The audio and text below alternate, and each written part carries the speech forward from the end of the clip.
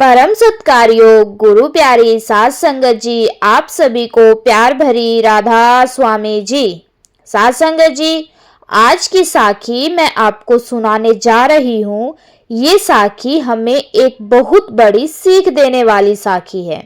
साध संगत जी, अक्सर हम लोग कोई बड़ी मुसीबत आने पर घबरा जाते हैं और हमारा विश्वास डगमगाने लगता है।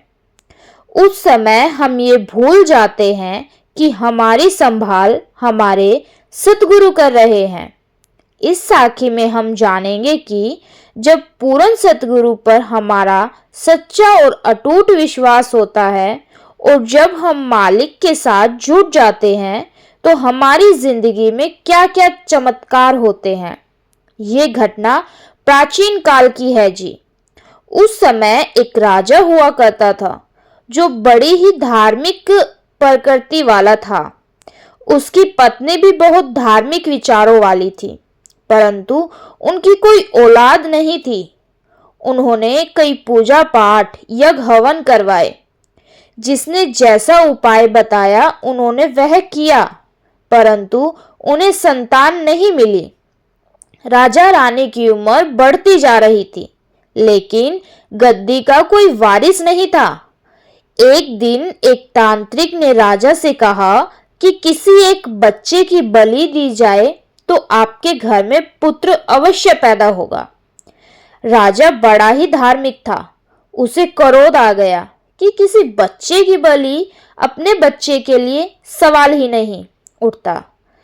इस पाप का बोझ कौन उठाएगा?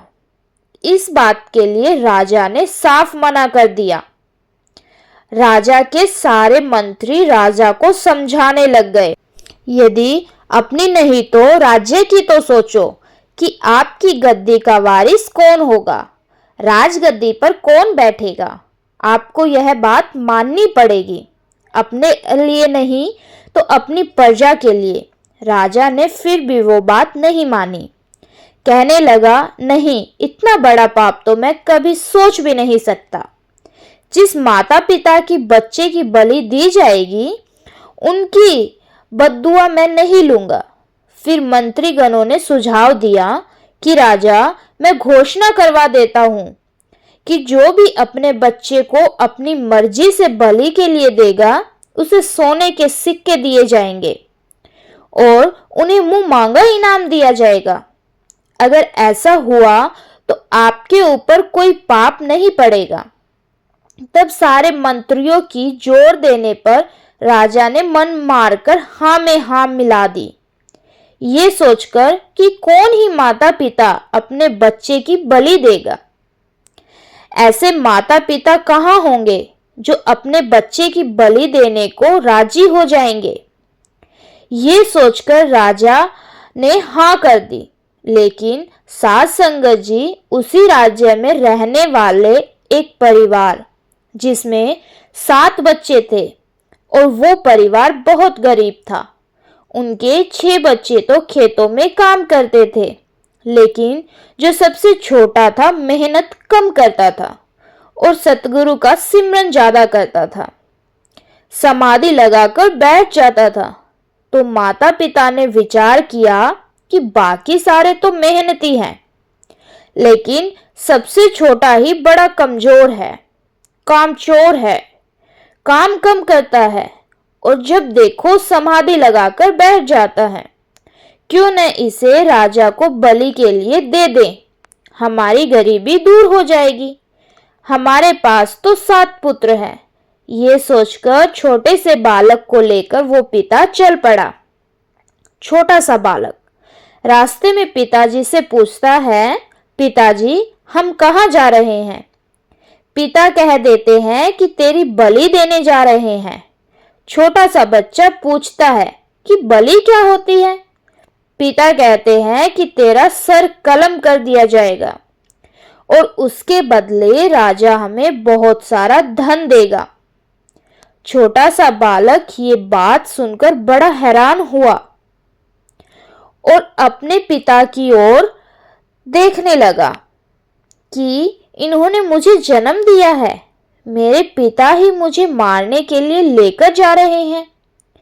हैरानी भरी नजरों से देखने लगा, लेकिन चुपचाप चलता गया और कुछ नहीं बोला। वो छोटा सा बालक जिसकी खेलने की उम्र है, उसका पिता उसे मरवाने के लिए लेकर जा रहा है। जब पिता अपने छोटे से बालक का हाथ पकड़ ले जा रहा था तो राजा के सामने उसे पेश किया। राजा ने इतने मासूम बच्चे को देखा और सोचने लगा, इतना प्यारा बालक, इतना छोटा, जिसकी खेलने की उम्र है। उसे देख राजा का मन भर आया, आंखों से आंसू छिलकने लगे। पूछते हुए बोला राजा, पिता, तेरी मर्जी से तुझे यहाँ पर लाए हैं, तुझे पता है ना क्यों लेकर आए हैं? वो बच्चा बोला, हाँ मुझे पता है, मेरी बलि देने के लिए मैं यहाँ अपनी मर्जी से आया हूँ। राजा का मन हिल गया इतने छोटे बालक से ये सारी बातें सुनकर, लेकिन राजा क्या करता? उसके ऊपर दबाव था, उसे यह काम करना ही पड़ेगा। मन मारकर राजा तारीख तय कर देता है। घोषणा करवाई जाती है कि इस दिन बच्चे की बलि दी जाएगी। तय दिन पर प्रजा इकट्ठी हो गई और कसाई भी आ गया। अब छोटा बच्चा खड़ा है, राजा की आंखों में आंसू हैं। रानी भी घबराई हुई है कि हम क्या करने जा रहे हैं, परंतु और कोई चारा नहीं है। आखिर में जब समय आता है तो राजा बालक से कहता है, बेटा, कोई आखिरी ख्वाहिश है तो बता दो। साथ संगत जी, अब वो बालक जो उदास खड़ा था कहने लगा, हाँ एक ख्वाहिश तो है, मैं थोड़ी देर खेलना चाहता हूँ। राजा ने कहा, ठीक है, खेल लो। फिर उस बालक ने क्या किया? उसने मिट्टी इकट्ठी की जो वहां पड़ी हुई थी। काफी मिट्टी इकट्ठी करके ढेरिया बना दी और फिर एक ढेरी के सामने खड़ा होकर कुछ बोलने लगा और उसके बाद उसे पैर मार दिया। अब दूसरी ढेरी के सामने खड़ा हो गया, उससे भी कुछ बातें करने लगा और फिर पैर मार दिया। फिर वो तीसरी ढेरी के पास गया, वहां पर भी खड़ा होकर उसे भी मारकर आगे चल दिया। अब चौथी के पास जाकर खड़ा हो गया और घुटनों के बल गिर पड़ा। वह कुछ बोला, लेकिन उसने पैर नहीं मारा। अब वह बालक तीनों ढेरी को गिरा देता है, लेकिन चौथी ढेरी के आगे घुटने के बल बैठ जाता है। सभी लोग ये दृश्य देख रहे थे और हैरान हो रहे थे कि ये कौन सा खेल है। अब थोड़ी देर बाद वो बालक उठता है और राजा से कहता है, राजा, अब तुम अपना काम कर लो, मेरी बलि दे दो। राजा, जिसकी आंखों से आंसू आ रहे थे, राजा बालक से पूछता है, बेटा, ये जो खेल था ये कौन सा खेल था? मुझे जानना है कि क्या खेल खेल रहा था तू? तूने तीन ढेरी को लात मारकर गिरा दिया, लेकिन चौथी ढेरी को नहीं गिराया। तो वो बालक कहता है, राजन, आपको क्या लेना है? मेरे ख्याल से आप अपना काम कीजिए। तो राजा कहने लगा, लेकिन मुझे ये तो बताओ कि ये खेल क्या था, मैं जानना चाहता हूँ। तो छोटा सा बालक, जिससे बहुत ज्ञान था, जिसके घर वाले निखट्टू कहकर कुछ पैसे के लिए उसकी बलि देने ही उचित समझते थे, वह ज्ञानी बालक कहता है कि हर इंसान के जीवन में आसरा होता है। मेरे जीवन के भी 4 आश्रय थे। पहला आश्रय मेरे माता पिता। पहली मिट्टी की ढेरी मैंने उनके नाम की बनाई और उनके सामने बैठा और कहा कि मुझे बचा लो, मेरी बलि होने जा रही है, मेरा गला कटने जा रहा है, मेरी रक्षा करो। फिर मैंने मन में सोचा कि यही तो खुद मुझे लेकर आए हैं, यही तो मुझे मारने वाले हैं, ये तो झूठा आसरा है, इसीलिए मैंने उसे पैर मारकर गिरा दिया। दूसरा आसरा मेरे जीवन का, जो सभी के जीवन का होता है, वो होता है राजा। दूसरी ढेरी मैंने आपके नाम की बनाई थी, क्योंकि राजा का काम होता है प्रजा की रक्षा करना। मैंने उस ढेरी से कहा मेरी रक्षा करो, और फिर समझ में आया कि राजा के हुक्म पर ही तो मेरी बलि ली जा रही है। अगर रक्षक ही भक्षक बन जाए तो कौन बचाएगा? इसीलिए दूसरी ढेरी आपके नाम की भी मैंने पैर मारकर गिरा दी। अब तीसरी ढेरी मैंने बनाई प्रजा के नाम की।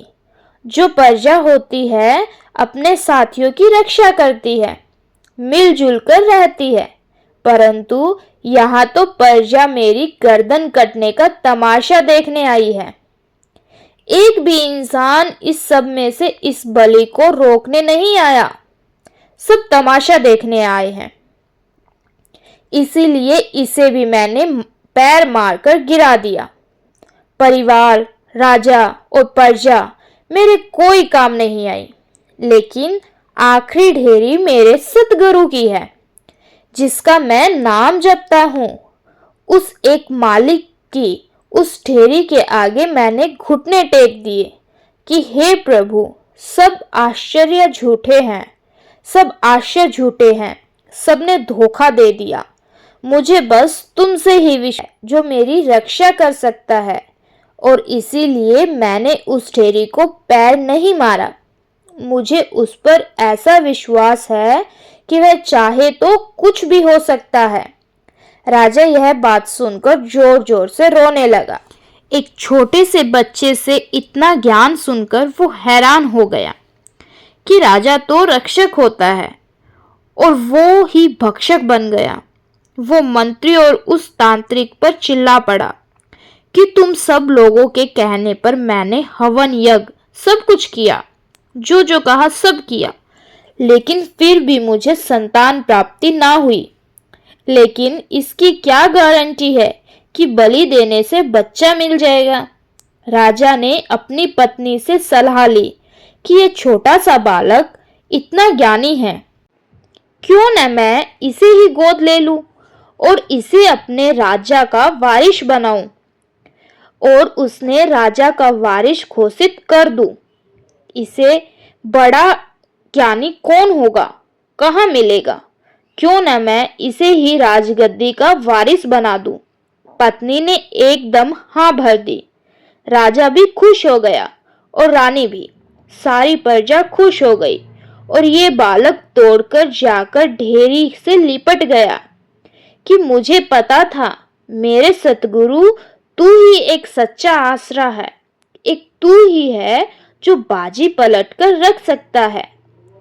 संगत जी, इस साखी से हम सब ने समझा कि सतगुरु कैसे बाजी पलट देता है। जिसको सतगुरु पर विश्वास होता है उसका कोई बाल भी बांका नहीं कर सकता। साथ संगत जी, साखी अच्छी लगी तो वीडियो को लाइक, शेयर और चैनल को जरूर सब्सक्राइब करें जी। गुरु प्यारी साथ संगत जी, राधा स्वामी जी।